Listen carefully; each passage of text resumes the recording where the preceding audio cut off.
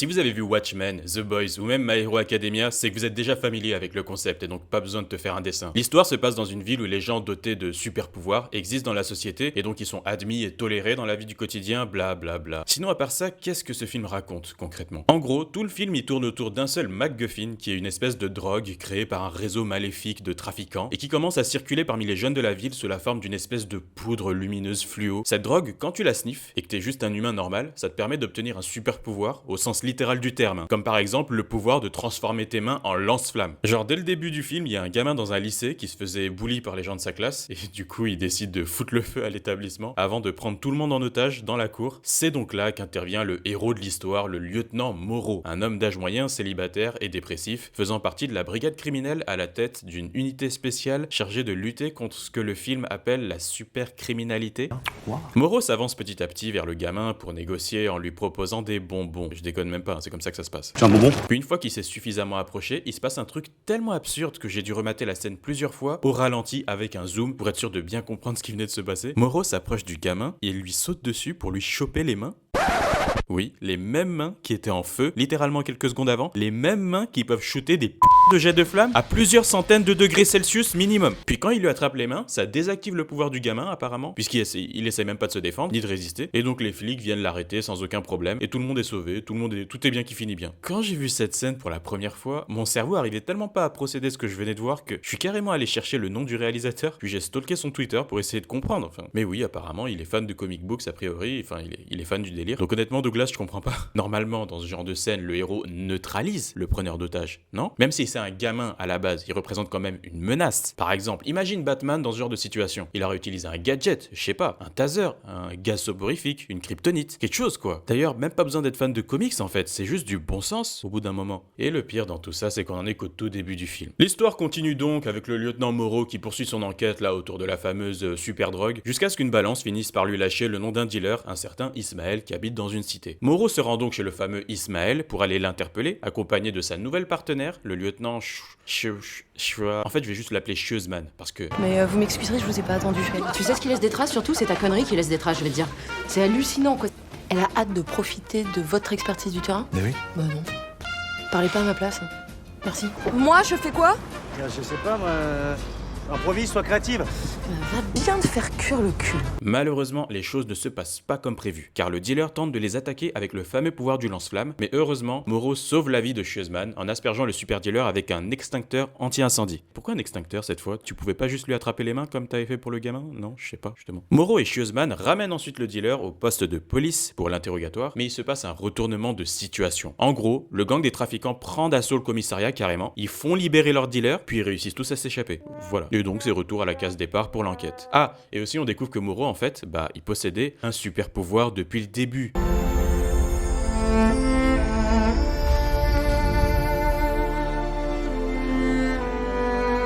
Ouais, avoue c'est stylé. Par contre, sa capacité ne sera jamais clairement définie, ni détaillée, ni même expliquée par les personnages. Mais y a rien à expliquer, non? Des pouvoirs, on en a ou on en a pas, c'est tout? Non? On voit juste que c'est une sorte de télékinésie magique ou quelque chose comme ça là. Bref, puisque les scénaristes s'en foutent, alors on s'en fout aussi et on avance. Suite à cette défaite totale et seulement quelques heures après que leur lieu de travail se soit fait ravager par les mêmes individus contre lesquels ils sont censés soi-disant lutter pour défendre l'équilibre de la société qui compte sur eux, nos deux héros, Moreau et Chieusman, montent se bourrer la gueule au calme sur le toit du commissariat. Mais maintenant que j'y pense, les gars sont censés faire partie de la fameuse unité spéciale contre la supercriminalité, mais sont même pas capables de défendre leur propre base d'opération. Et d'ailleurs, ils foutaient quoi les autres commissariats de Paris pendant que leurs collègues se faisaient défoncer la gueule là. Et l'armée aussi, qu'est-ce qu'ils foutaient? Ah, je réfléchis trop. Heureusement, un nouvel élément vient relancer l'intrigue. Une connaissance de Moreau vient le voir au commissariat pour lui signaler la disparition de sa fille. Se pourrait-il que cet événement isolé en apparence soit en fait connecté à la trame principale? Eh bien oui, car lorsque Moreau part fouiller l'appartement de la fille portée disparue, il se fait surprendre par le gang des trafiquants qui lui injectent une drogue soporifique pour le kidnapper. Merde, ils sont vraiment partout ces bâtards décidément. Pourquoi les trafiquants veulent-ils kidnapper Moreau? Pour lui voler son pouvoir à partir de son sang. Parce que c'est comme ça qu'ils synthétisent la drogue en fait. Ah!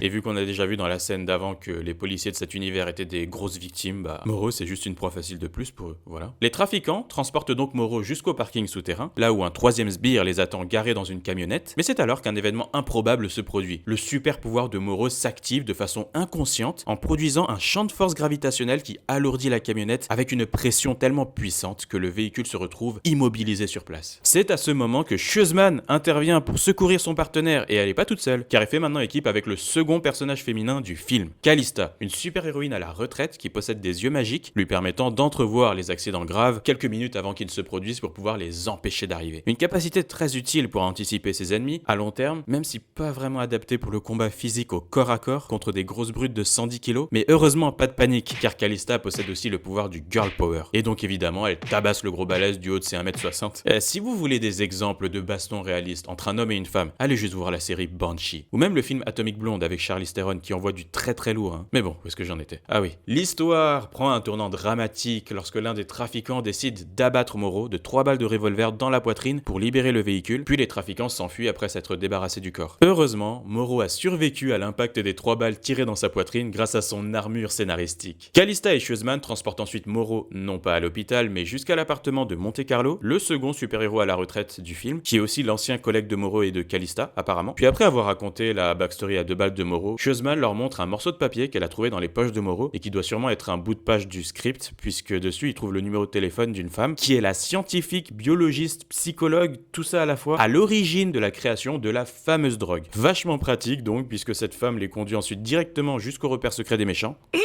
Regarde! Allons-y, let's go!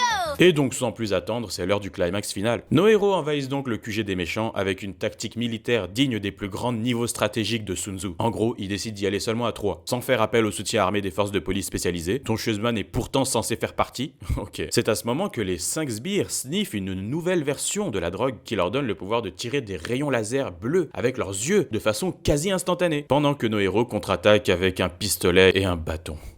Pas besoin d'avoir fait bac+7 pour comprendre que la situation n'est clairement pas à l'avantage de nos héros, mais heureusement pas de panique car les scénaristes ont tout prévu. D'abord, il suffit de rendre les méchants du film aussi débiles que possible pour qu'ils oublient d'attaquer à distance avec leurs rayons laser quasi instantanés. Comme ça, tu les fais venir se battre au corps à corps comme des autistes, ils se font défoncer par le pouvoir du girl power et puis c'est bien. Aussi, on nous a aussi dit 50 000 fois que le pouvoir de Monte Carlo c'était la téléportation, mais que comme il était atteint de la maladie de Parkinson, il n'arrivait plus à contrôler son pouvoir, il n'arrivait plus à contrôler la trajectoire. On s'en fout, on se les fait tous les deux, moi. Arrête de dire n'importe quoi, t'as Parkinson monté, tu comprends ça? Mais là, soudain, comme les scénaristes n'ont aucune idée de comment résoudre la situation de façon logique, bah son pouvoir remarche, hein, ça remarche comme par magie. Et du coup, bah c'est les gentils qui gagnent. Ah, et aussi, on revoit Moreau qui fait son apparition devant le boss final du film avec l'entrée la plus dramatique et la plus charismatique de l'histoire du cinéma. On m'a beaucoup parlé de toi.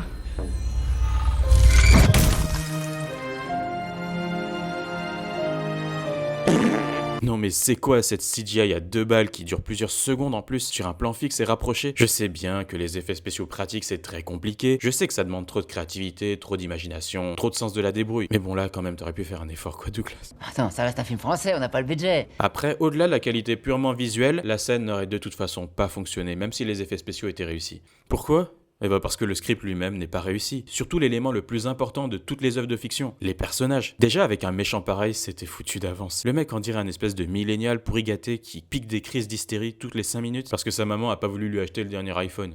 Non, fais pas ça. Tu ne me dis pas ce que je dois faire! À la maison, Natacha n'est plus respectée et a perdu toute autorité sur Philippe.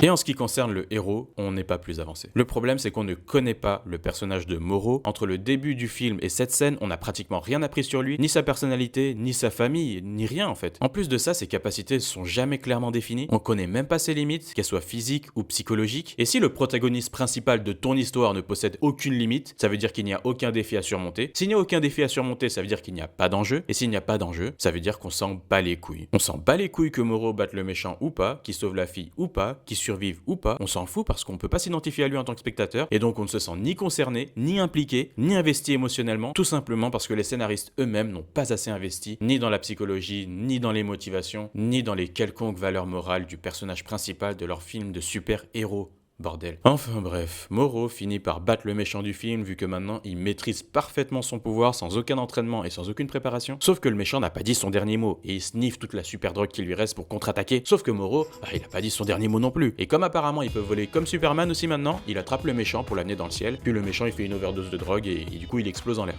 Voilà. Le film se termine avec Moreau qui se fait licencier de la police parce qu'apparemment son chef n'était pas au courant qu'il avait des super pouvoirs et donc il le vire à cause de ça.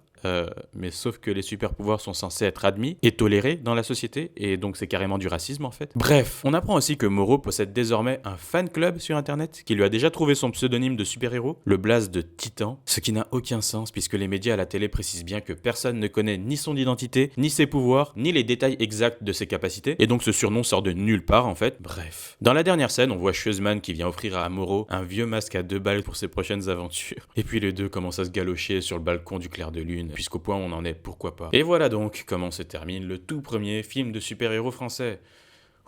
En vrai, j'aurais beau taquiner, me moquer et pointer du doigt les incohérences, mais je reste quand même certain que ce film a été fait avec des bonnes intentions quand même. Il y a une volonté sincère d'aborder des thèmes divers tels que le harcèlement scolaire, l'abus de substances illicites chez les jeunes, l'angoisse des malades atteints de Parkinson qui perdent progressivement leur fonction motrice et remettent en question leur place dans la société, la dépression, la rédemption, et même le concept de la bioéthique est frôlé à un certain moment. Il y a aussi le concept de la psychologue, dont les patients se sentent déshumanisés par leurs propres capacités surhumaines, qui impactent leur vie personnelle et intime, et c'est clairement la sous-intrigue la plus fascinante de l'histoire pour moi. Ça mériterait vraiment d'être exploré davantage en profondeur, si jamais une suite devait voir le jour par exemple. Ce film n'est clairement pas parfait, la plupart des thèmes ne sont pas assez bien exécutés, et le reste du script, on vient de voir tous les petits problèmes qu'il y avait déjà. Mais je suis quand même obligé de respecter au moins une chose, et ça c'est le meilleur bon point de ce projet. En France, il y a une nouvelle tendance des jeunes réalisateurs qui consiste souvent à aborder le cinéma de genre au travers de la parodie, la comédie et le second degré. Après, c'est pas un problème en soi, j'ai aucun problème avec le second degré, mais bon, faut avouer que les comédies, c'est quand même beaucoup moins risqué, soyons honnêtes. Il y a beaucoup plus de mérite, de culot et de courage surtout, à essayer d'aborder le cinéma de genre de façon sérieuse. Et ça, je suis forcé de reconnaître que tu t'es quand même bien démarqué sur ce coup-là, Douglas.